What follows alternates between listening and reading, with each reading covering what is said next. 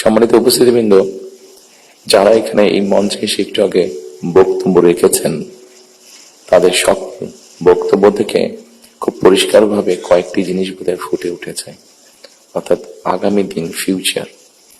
এবং ফিউচারটাকে যদি আমরা 2-3 ভাগে ভাগ করি, তাহলে একটি দেখতে পাচ্ছি, সেটি ব্যক্তি হিসাবেই হোক অথবা একজন সংবাদ কর্মী হিসাবেই হোক, আপনার স্বাধীনতা, আপনার নিরাপত্তা।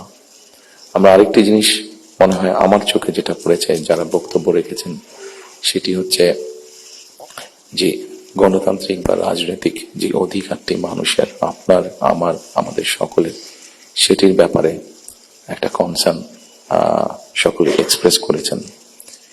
এবং খুব সম্ভবত একজন বক্তাই এখানে একটি কথা বলেছেন,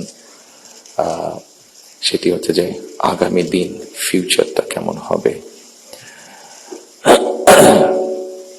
আমি দেশে অনেকদিন থাকতে পারিনি, কি কারণে সে প্রসঙ্গে গেলাম না, আপনাদের কম বেশি ধারণা আছে। তবে সারাক্ষণই দেশের সাথে আমার যোগাযোগ ছিল। দেশের মানুষের সাথে কি হয়েছে, এখানে মাহমুদুর রহমান সাহেব বলেছেন একটি উদাহরণ দিয়ে, ওনার প্রতি পূর্ণ সম্মান রেখে আমি বলতে চাইছি, ওনার সাথে ওনার রক্তমাখা ছবি এখনো আমার চোখের সামনে ভাসে। কাজেই ওনার সাথে কি হয়েছে আমি যেমন জানি, রুহুল আমিন গাজী সাহেবের সাথে কি হয়েছে, যেভাবে উনি মৃত্যুবরণ করেছেন জেলের মধ্যে, সেটি আমি জানি। এবং সবচেয়ে বড় বিষয় হচ্ছে আমার 60 লক্ষ নেতাকর্মী, এবং তার থেকে আরেকটি হৃদয় বিদারক আমার জন্য হচ্ছে, সেটি হচ্ছে আমার মায়ের সাথে কি হয়েছে।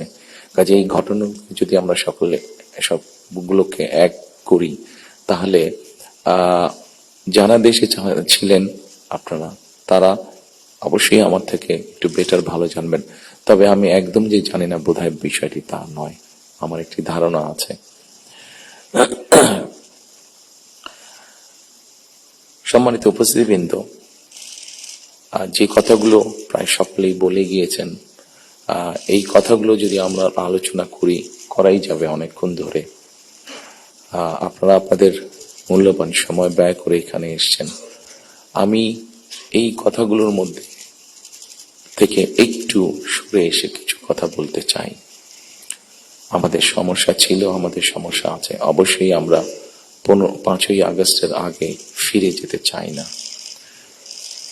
আমি আমার অবস্থান থেকে যদি চিন্তা করি, আমার এক পাশে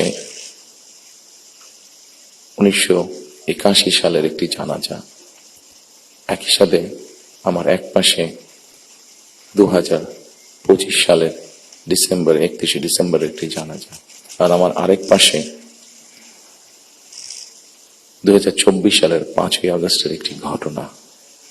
কাজে আমার মনে হয় এটি শুধু বোধহয় আমার একার জন্য নয়, যারা আমার দলের নেতা কর্মী সদস্য এবং সামগ্রিকভাবে পুরা দেশের মানুষের সামনে বোধহয় এই দুটি উদাহরণ বোধহয় সবচাইতে বাদ বিবেচনা করার জন্য সবচাইতে ভালো উদাহরণ, যে আসলে